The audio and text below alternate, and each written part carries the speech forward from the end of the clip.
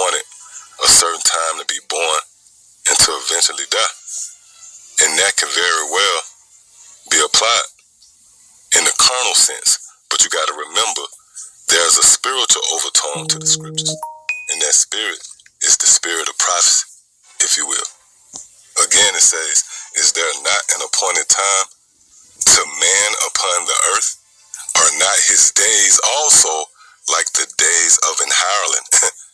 Are not his days also like the days of an hireling? So again, when you consider these different rulers to govern over the planet earth, their days, or the time that was given them, the time appointed for them to rule, was as a hireling.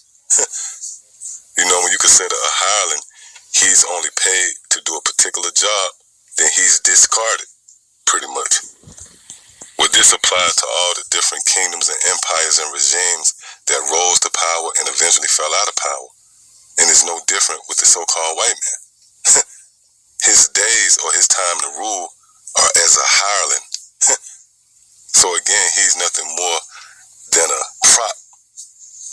You know, his kingdom, this current beast system that govern over the planet Earth, is nothing more than a scene in this drama. Alright? Which brings me right here